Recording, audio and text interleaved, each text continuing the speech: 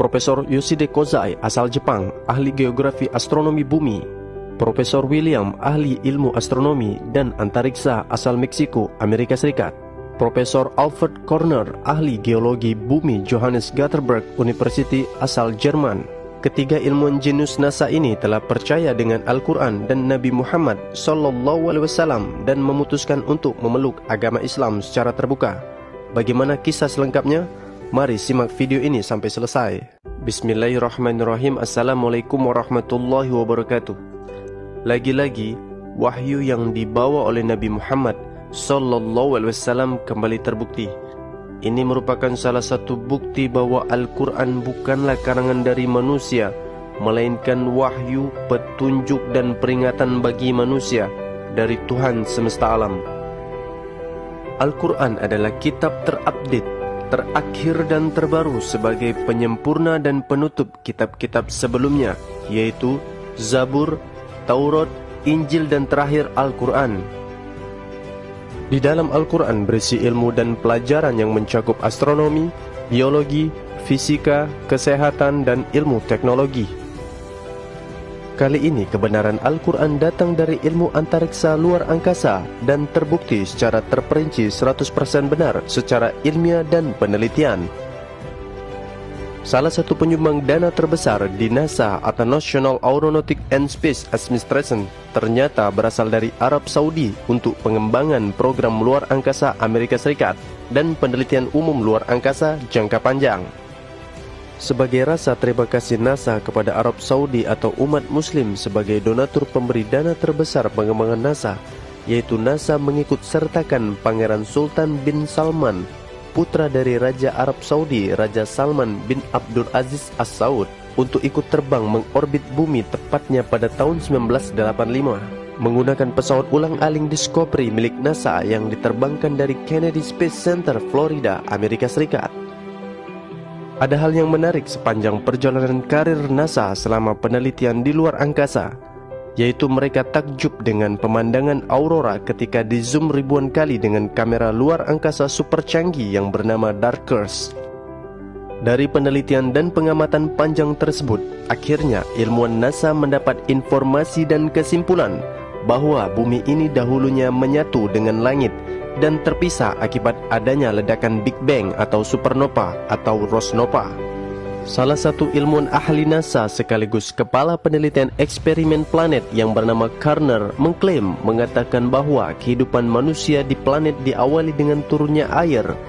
Maka setiap planet yang dituruni air, maka akan ada kehidupan di dalamnya, ungkapnya. Maka dari itu NASA yang dipimpin ilmuwan bernama Karner berambisi meneliti dan menjelajah planet-planet untuk mencari tahu apakah di sana terdapat air, karena air adalah cikal bakal kehidupan, ungkapnya. Ternyata sistem dan hal ini telah disampaikan oleh Nabi Muhammad SAW 1400 tahun yang lalu melalui Al-Quran secara terperinci dan 100% benar. Nabi Muhammad SAW diperlihatkan dan diberitahu oleh Tuhan semesta alam melalui Al-Quran, yaitu surat Al-Anbiya ayat ke-30. أَوَلَمْ يَرَ الَّذِينَ كَفَرُوا أَنَّ السَّمَاوَاتِ وَالْأَرْضَ كَانَتَا رَتْقًا فَفَتَقْنَاهُمَا وَجَعَلْنَا مِنَ الْمَاءِ كُلَّ شَيْءٍ حَيٍّ أَفَلَا يُؤْمِنُونَ. Yang artinya, dan apakah orang-orang kafir tidak mengetahui bahwasanya langit dan unsur-unsur pembentuk materi bumi itu keduanya dahulu adalah satu yang padu. Kemudian kami pisahkan antara keduanya, dan dari air kami jadikan segala sesuatu yang hidup. Maka mengapakah mereka tidak juga beriman?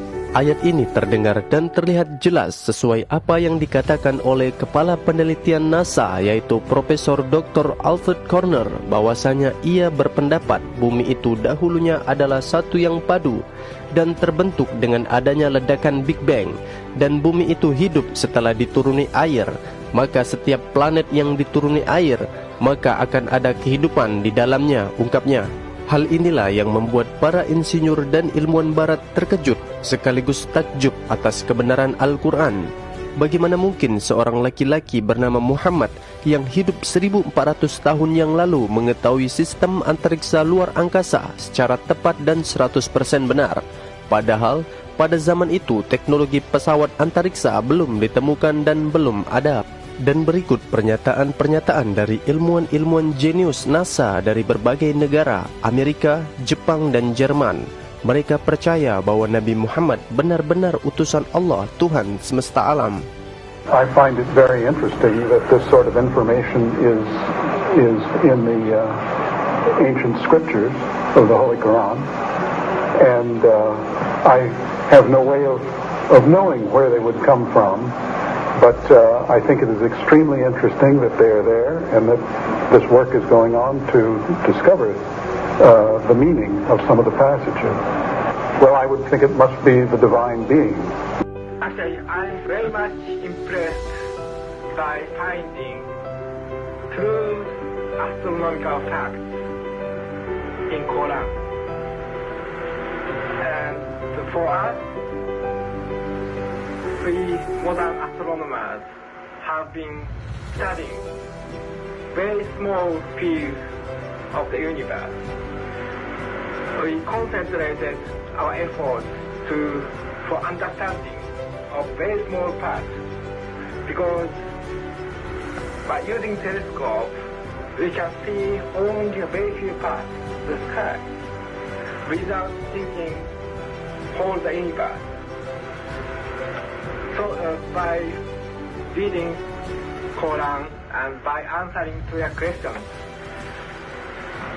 I think I can find my future way for investigation of the universe. Thinking of many of these questions and thinking where Muhammad came from, he was after all a Bedouin. I think it is almost impossible that he could have known about things like the common origin of the universe, because scientists have only found out within the last few years, with very complicated and advanced technological methods, that this is the case. Somebody who did not know something about nuclear physics 1400 years ago could not, I think, be in a position to find out from his own mind, for instance, that the earth and the heavens had the same origin, or many other of the questions that we have discussed here. Dan pada akhirnya ilmuwan-ilmuwan ini akhirnya memeluk Islam, dan mereka harus kehilangan jabatan mereka sebagai kepala penelitian di NASA, dan negara barat berusaha menutupi berita ini dan menutupi berita kebenaran Islam. Bahkan seorang penulis filsuf dan sejarawan Inggris yang terkenal bernama Thomas Carlyle, ia menulis buku yang berjudul One Horse Hero Warsi and the Heroic in History yang ditunjukkan kepada negara barat. Betapa menakjubkan seorang manusia sendirian dapat mengubah suku-suku yang saling berperang dan kaum nomaden atau Baduy menjadi sebuah bangsa yang paling maju peradabannya hanya dalam waktu kurang dari 2 dekade. Kebohongan yang dipropagandakan kaum barat yang diselimutkan kepada orang ini atau Muhammad hanyalah mempermalukan diri kita sendiri, sosok jiwa yang besar, yang tenang, seorang yang mau tidak mau harus dijunjung tinggi. Dia diciptakan untuk menerangi dunia. Begitulah perintah Sang Pencipta dunia. Di antara aib terbesar hari ini ialah bahwa masih ada saja orang yang mengatakan bahwa Islam adalah agama bohong dan Muhammad adalah penipu. Begitulah isi dari pernyataan buku yang ditulis oleh Thomas Carlyle yang laris manis di pasaran, yang menyatakan bahwa betapa bodohnya negara barat yang masih belum percaya Islam, padahal sudah banyak pembuktian sains dan teknologi bahwa Muhammad benar-benar nabi terakhir pembawa berita dari langit. Inilah bukti bahwa Al-Quran adalah wahyu yang diturunkan oleh Tuhan semesta alam, dan sekaligus bukti bahwa Nabi Muhammad benar-benar diterbangkan oleh malaikat Jibril ke langit untuk dimirajkan menghadap Allah, untuk menerima perintah solat langsung menghadap Tuhan semesta alam.